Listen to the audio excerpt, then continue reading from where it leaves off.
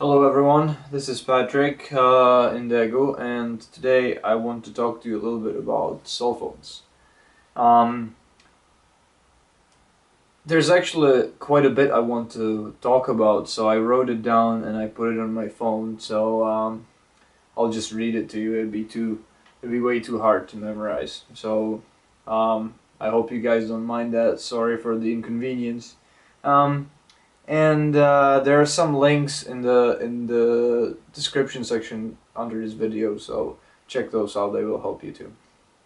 Okay, so I'm assuming if you're watching this, you're a foreigner who just got here or is getting ready to come here, to come to Korea, and naturally you're quite concerned about your phone. There are two possible scenarios. You already have a phone and you want to keep using it after you move to Korea, or you want to buy a phone here. I'm not going to talk much about renting a phone or buying a cheap Korean prepaid, as they're simply not good enough if you're planning on staying a while. Roaming will work provided your phone supports the 2100 MHz frequency and your carrier provides it here, but the prices are horrendous. I won't mention roaming again either. So, scenario number one. You already have a phone and you're worried that it may not work in Korea. Your concerns are perfectly justified. For years and years, Korean government did not allow any foreign cell phones in this country. Most of the older posts on the web will tell you not to bring your cell phone, and because it will not work, and there's a different frequency, there is W-CDMA and things like that. However, things have changed recently. The worst possible outcome for you in this case is that the Korean store won't let you have a monthly plan. For a small fee, however, they should be able to at least register and activate your phone so that you can use it as a prepaid.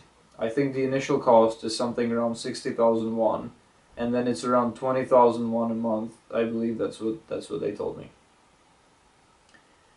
You will still have a smartphone and will be able to use Wi-Fi from hotspots at least. That is, if you already have a smartphone.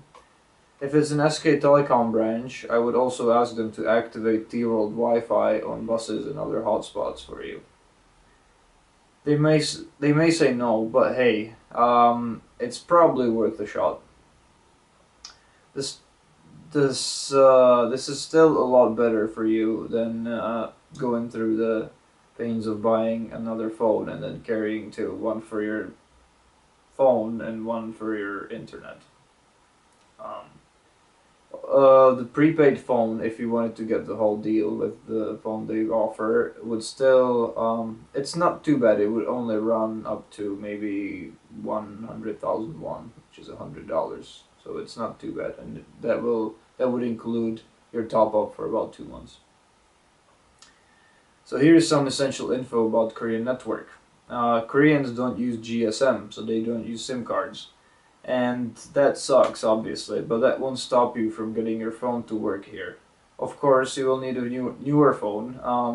We're talking quad band that supports W-CDMA, which is also sometimes referred to as UMTS. And the frequency is 2100 megahertz. It's the end of 2011, so I'm pretty sure most of you already have a phone like that.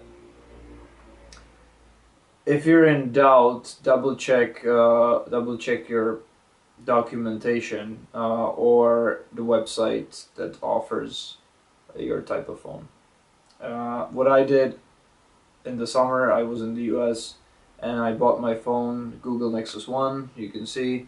I bought that from Amazon, and I specifically looked for this criteria when I was buying the phone, so I wanted an unlocked phone that would support the frequency that I mentioned before. And you should be able, if your phone isn't unlocked, you should be able to get it unlocked, so definitely do that. You won't be able to do here what you're used to doing in other countries, especially in Europe. I love Europe for having, for having the system it has. You can just walk into a first phone store and get a local SIM card for the price of a top-up. I've done this before in many countries, and it's really convenient, and basically immediately you're all set to go. What happens here is you don't just get a number with a SIM card. You have to get your phone registered here. Unlike in other countries where phone numbers can get blacklisted, here in Korea your phone needs to be whitelisted, which means it needs to be put on a government database of cellular phones in order to work. I think most cell phone stores can do that for you here. It shouldn't cost more than 60,000 won. I think they said it was about 35,000, but I'm not sure. I can't remember. I went to an SK Telecom branch, and the reason why I went there was because my friends recommended it. It's the biggest provider here and also most popular. The phone also needs to get activated. So after it's been whitelisted, it needs to be activated. What that means is they don't use SIM cards, but they will use your SIM card slot for what is called CDMA card. And I think I will post another video showing you what that card looks like and how to put it in your phone. But they will do that in the store for you. This is where it gets a little tricky. They will only activate your phone if you're getting some kind of deal from them, either prepaid or a contract of some sort. Know your phone, that's my most important advice. Because at first they may tell you that your phone is American and will not work here or wherever you bought your phone from. But if you know for sure that it is unlocked and supports UMTS, just insist, like I did. You will need your alien registration card, a Korean bank account, and above all, a Korean friend. I'm not saying it's impossible to manage without a Korean, but I would strongly advise you against such a solo action unless your Korean is great and you're familiar with the situation here. But why would you be watching this video in that case? If you are one of those knowledgeable people, please make sure you post a video of your own. I'll be very grateful to you. When it comes to cell phones, foreigners are not able to get the same type of deal as Koreans are, unless there is some sort of guarantee or sponsorship, or they live here, so permanently. I've been told that this has been introduced after many foreigners took advantage of their providers and left the country without paying the bills. If you ask why the company has such and such policy, you're quite likely to hear something along the lines of because you're not Korean. So be prepared and have a Korean friend with you. You will need your passport and your alien registration card. The alien registration card you get from an immigration office, and it takes about 10 days to 2 weeks, and they can mail it to you for about $3, 3,000 won, I think. If you have the right type of visa, that is, your alien registration card states that you can be here for at least a year. You might be able to get a nice contract using your own documents and your own Korean bank account. However, if you want to save yourself a lot of stress and you know somebody here willing to sign the documents for you, that will make things a lot smoother. What I tried was to have a Korean person sign the documents while using my own bank account to pay the bills.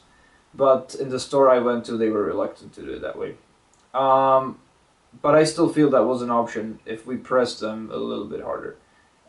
My research has also led me to believe that that is the most common scenario and the most common option that people choose to do here. Since I live with a Korean family, however, I opted out for the easiest option and had them sign all the papers. What happens every month is the bills are made out in their name and sent to our house, and I just pay them cash. Most of you, I doubt, will have that option, and it won't be so easy for you. So my advice would be to have a Korean person that you trust sign the contract while using your bank account to pay your monthly bills. That should be okay. I'm pretty sure they will let you do that. Just ask. If you look desperate enough, it shouldn't be a problem. If the staff are reluctant to let you have a monthly plan, try going to a different store or the company's headquarters. Another reason why I would have a Korean person with you is that if you run into any unexpected trouble, you can use your friend's cell phone to call this toll-free, I think it's toll-free number, for SK Telecom English language support. The number should appear on the screen right now. Okay, I hope you got that. And these guys are very helpful. What happened in my case, they let me explain what the trouble was, and then they asked me to speak to the staff. So you just hand them the phone over, and it's much easier than going through the pains of explaining everything to your friend who probably doesn't know what the problem is with your phone. And so do that. It's really helpful. Fingers crossed. Be ready to make more trips than one, however, because sometimes you just don't meet the right people, and or maybe they don't know your phone, or there's all sorts of complications. So don't be afraid to visit more stores. They differ quite a bit depending on who works there. And make sure you're getting what you pay for, most importantly. If you get 3G, get them show you that it's working right then and there. Unlike I did. I didn't, and it cost me another trip to the store. Also, don't forget to tell them you want the T-World Wi-Fi activated, because they won't do it automatically. The two main plans available from SK Telecom that I saw were 35,000 won a month and 50,000, or maybe it's 33 and 53 or something like that. The first one has only 100 megabyte allowance on your 3G and less free minutes and texts, not sure how many exactly, and the other one has unlimited data and a lot more phone calls. I think there's a limit there, but I'm not exactly sure how much. Maybe for the 53 there is only a limit on the free minutes, but not the internet. The internet should be all good. I made a mistake of choosing the cheaper option, and now, after about a month of heavy usage, I'm almost certain I will go back to the store and upgrade and get unlimited 3G. Originally, I thought Wi-Fi would be everywhere, and I wouldn't really need to use 3G. However, that assumption was wrong. Wi-Fi is everywhere, but a lot of hotspots are not SK Telecom, so they cannot be accessed because they're locked. While most of the buses here in Daegu have SK Telecom T-World Wi-Fi, at least 50% of those buses don't work. The Wi-Fi doesn't work on those. That's my experience. So if you really want to use your phone, and you will, get the 3G. You will be using it all the time. Especially because all your friends here will constantly be using Kakao Talk, and you don't want to miss out. To be honest, the contract I got seems to be almost good to be true. They said I could cancel anytime, just needed to let them know in advance that I'm terminating the contract. As I'm using my own phone and there is no time frame, I wouldn't have to pay any termination fees should I decide to leave this country tomorrow. Yeah. One more thing about the 3G, it's just what everybody's using here, and people will be quite reluctant to send you a text message because it's just so much easier for them to use Kakao Talk, and then you can have like a group chat type of thing. It's very common here, so you'll want to get that. Okay, so that was the first option. That is, if you already have a smartphone and you want to keep using it here in Korea. And the other option is you don't have a phone and you want to buy one here in Korea. Okay, so if you're a foreigner, you will have to present the same documents as I already mentioned in case 1.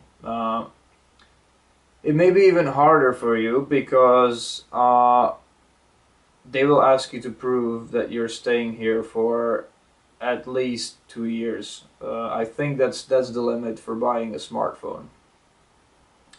Because you can only buy a smartphone here with a two-year contract. Once again, bring a Korean friend.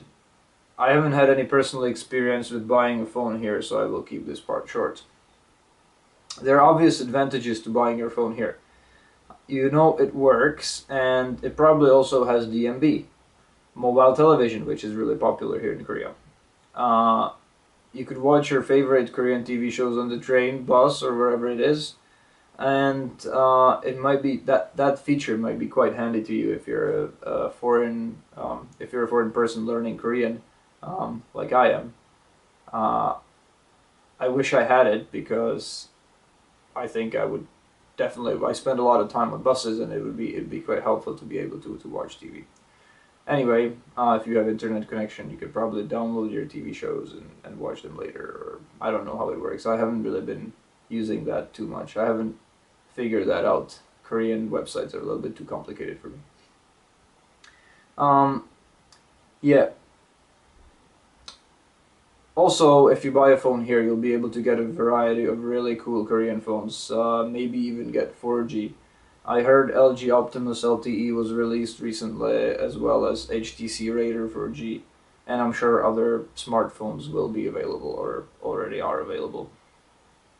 However, I'm not sure how likely it is that it will be unlocked, that these phones will be unlocked, and that you will be able to use them abroad, should you decide to leave Korea.